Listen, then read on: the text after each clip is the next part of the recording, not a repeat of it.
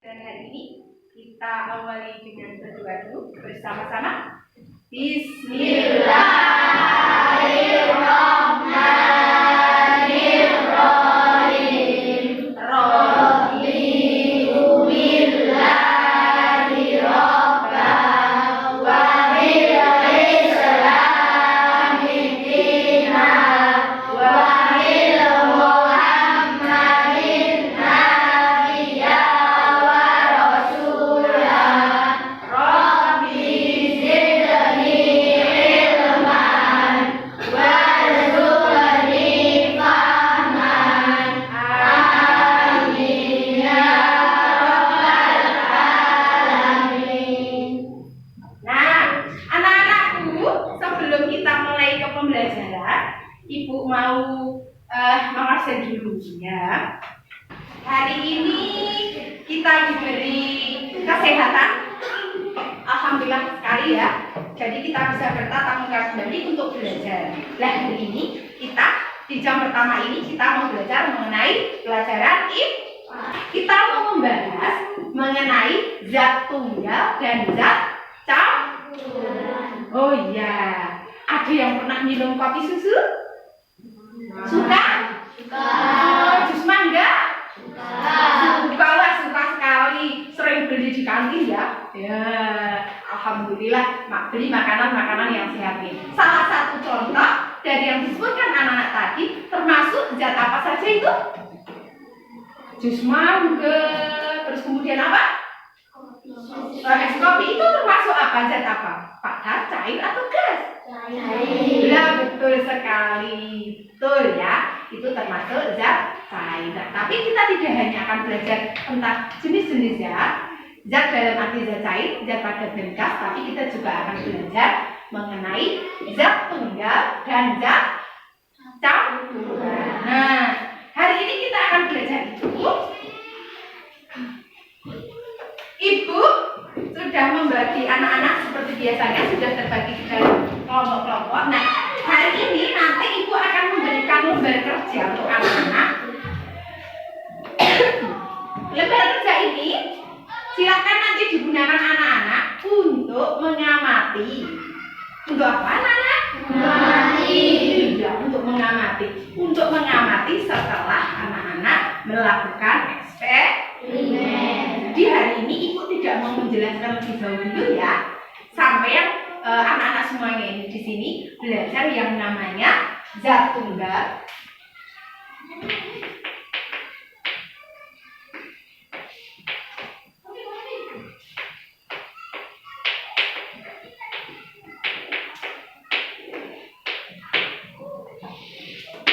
Tapi kita belajar tentang zat tunggal dan zat campuran dengan metode Hesleni. Nah, jadi belajar dulu mencari jawaban dari eksperimen.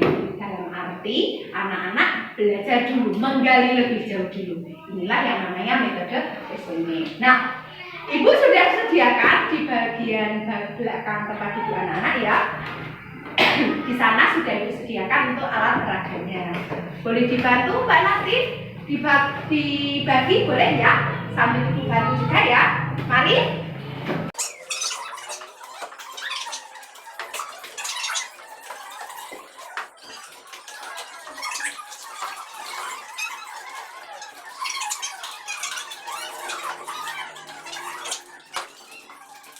Ada yang mau bertanya dulu? Kok ada minyak, ada tepung tapioka, ada air, ada gelas-gelas, ada sendok. Kira-kira itu buat apa Ibu ya? Ada yang tahu? Nah, coba. Ada yang tahu? Kita tadi mau apa, Nana? Betul sekali, mau eksperimen. Nah, Ibu akan bagikan ini ya, satu dulu.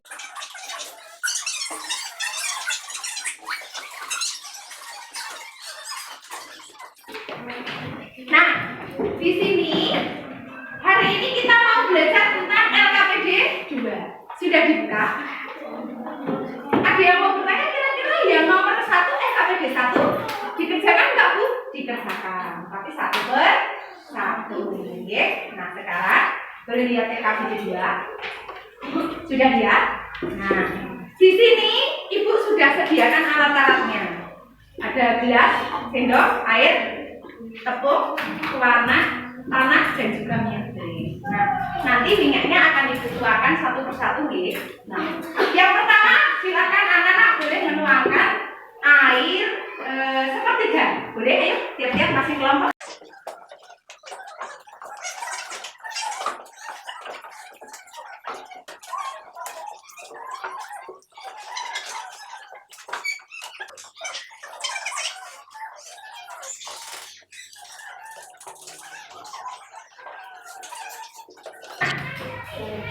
Minyak sudah Ibu bagi, kemudian airnya sudah, bagus punya Mbak Mata bagus. Oke, silahkan sekarang boleh bereksperimen ya. Ibu kasih waktu dulu 15 menit.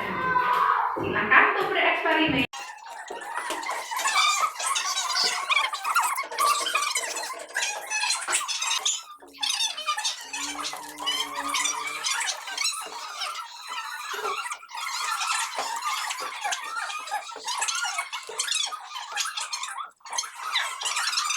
Nah, jika sudah praktek semua,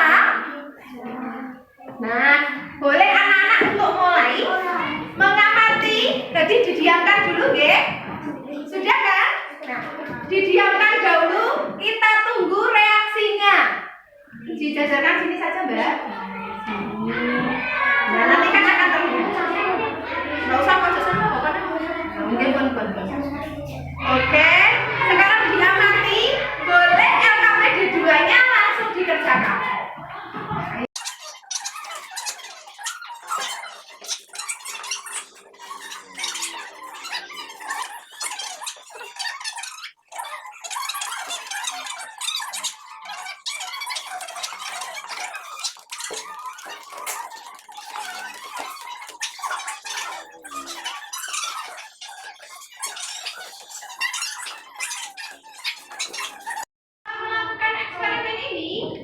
Kita beri kesempatan masing-masing dari kelompok untuk presentasi ya.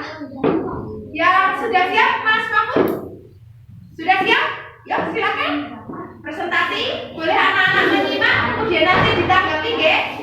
Sama enggak hasil penelitiannya? Silakan Mas Mahmud. Ayo. Mau Revan boleh, Mahmud boleh. Di sana, ada sana. Nomor 1, air dan pewarna makanan tercampur, masih tercampur. 2, air dan tepung tapioka didiamkan tercampur, setelah didiamkan mengendap. Air dan tanah sebelum didiamkan tercampur, kemudian didiamkan mengendap. Minyak dan pewarna makanan sebelum didiamkan tidak tercampur, setelah didiamkan masih tidak tercampur. Minyak dan tepung tapioka sebelum didiamkan tercampur, setelah didiamkan masih tercampur. Minyak dan tanah sebelum didiamkan tidak tercampur, setelah didiamkan masih tidak tercampur, masih mengendap. Oke, terima kasih untuk presentasi dari kelompok. Iya, kelompok 1 dari Mbak Nasim. Boleh silahkan yang cewek. Mau Mbak Nasim atau Mbak Vina? Ya, silahkan. Kasih semangat dulu anak-anak.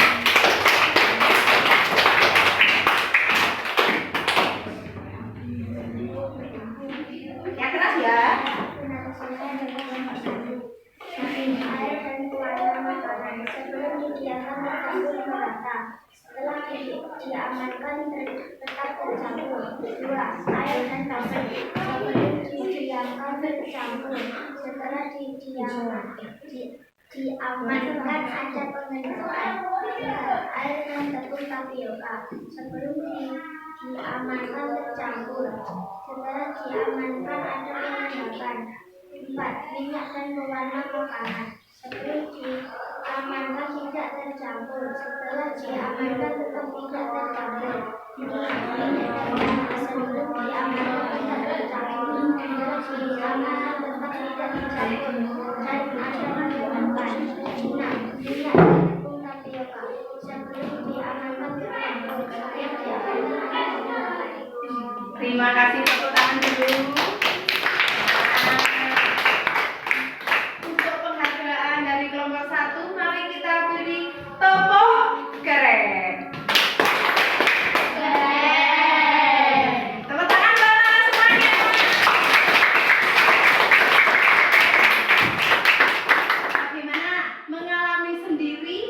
belajar dengan cara eksperimen. Menyenangkan tidak?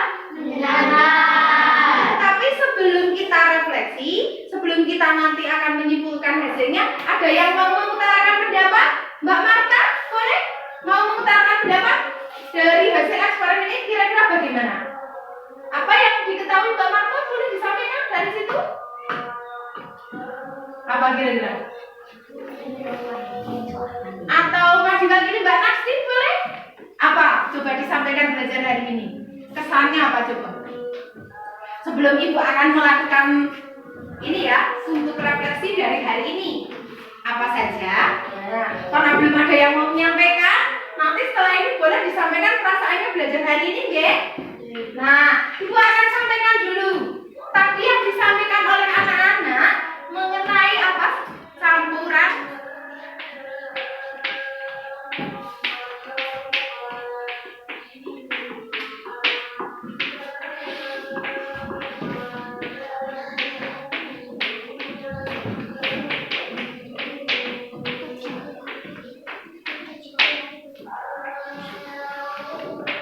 coba ada yang mau kasih tahu mana?